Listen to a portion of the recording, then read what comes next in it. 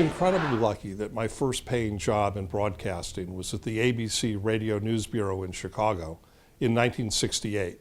I worked for the bureau chief, Meyer Proctor, who was a great guy.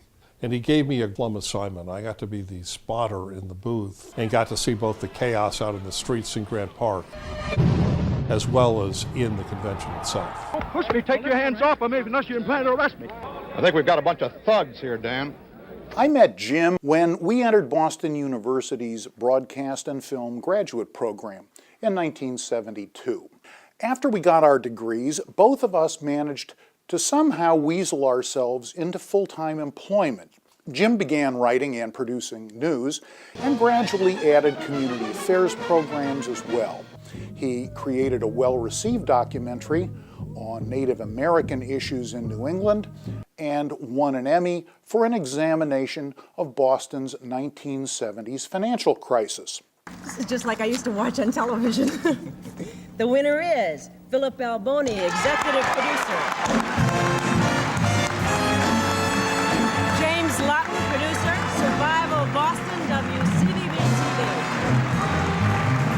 I'd just like to thank Dave Texera for a superb job of film editing. Thank you very much. Jim and I worked on a massive rethink in public affairs shows, a live 2-hour Sunday morning studio show with a live audience. It was sort of a 3-ring circus with fresh bagels. When I was leaving CVB in Boston, I went to my boss, Steve Sklow, and I said, listen, I haven't liked a lot of my other managers, but you're terrific. You know, how can I be a decent manager to people? And he said, well, you should get married and have children. And I said, what?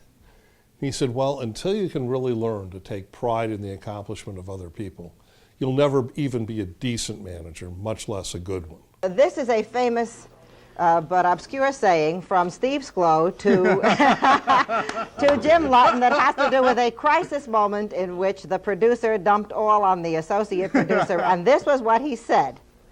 He said, if this goes down the tube, read it, just as you heard it, Jim. If it goes down the tubes, Lutton, it's on your head. Yeah. Which is the secret of most television shows. Back in my hometown of Chicago, I worked for both BBM doing news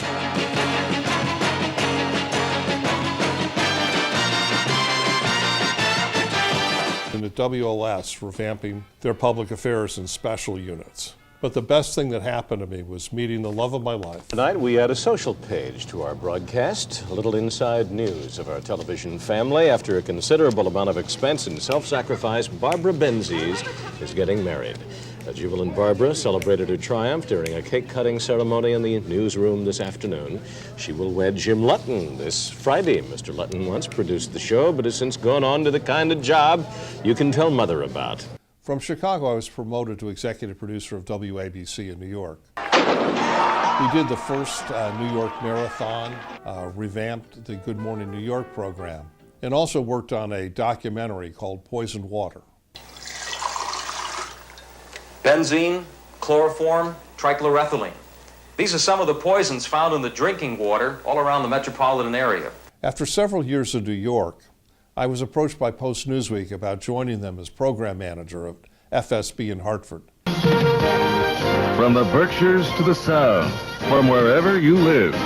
It's there where I really started to learn the business of television. We also did PM Magazine, and I got to know the Group W people, and that led me to San Francisco, where the show had started. With a programming staff of almost 100 very talented professionals, Jim's first task was overseeing production of the very popular Prime Access program, Evening Magazine. Jim wasted no time bringing together the news and programming resources of KPIX around a station initiative called AIDS Lifeline. This unique collaboration would provide a significant public service and was recognized with dozens of national and international awards. At KPIX, I got heavily involved in the world of syndication, not only buying programming, but getting involved in its distribution through AIDS Lifeline. So Geraldo got into a fight during his syndicated talk show, and Tribune decided they needed a new person in Manhattan. In addition to the Geraldo projects, I got a chance to work on the Joan Rivers show and get to know Joan. And I became very intrigued with the idea of moving a home shopping show into commercial television. So we built a partnership and we did a pilot and sold the show throughout most of the United States. But really the best part of it was that I got all three of my kids as guest shots in the pilot episode. Can We Shop died a very quick death in syndication. It didn't even make one season. Tribune decided to reorganize and fired the president. And I found myself going to Atlanta as VP of Programming and Program Production for Ellis Communication. Ellis sold a year and a half later and became the nucleus of what is now Raycom Media. And the new president, John Hayes, offered me an opportunity to not only continue my current duties as the VP of Programming for the whole group, but also add a general managership at Watch Television in Columbia, South Carolina. After about 2 years in Columbia, I was then promoted to become general manager of WSTM in Syracuse, New York.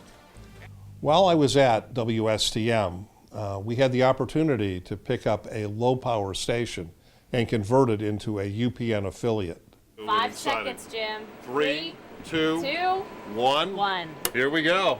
After about 8 years in Syracuse, Raycom Media decided to sell that station. I had a chance to work with the new management and we sort of saw things differently. And at the same time, Freedom was recruiting for a new general manager for their Kalamazoo television station. In November of 2006, I first met Jim Lutton and knew right away that he was looking to take this station to a whole nother level. Fast forward 10 years later, we've done that in almost every department to make this station one of the best in West Michigan. He really cares about the West Michigan community. Our station won an NAB Service to Children Award for a phone-a-thon that signed up over 600 area children for free or reduced state health care. I think the thing that I'm most proud of is that at every television station where I've worked, we've managed to add additional newscasts and more local programming. I really believe that that local content is what's going to keep us relevant as our audience continues to mature and change.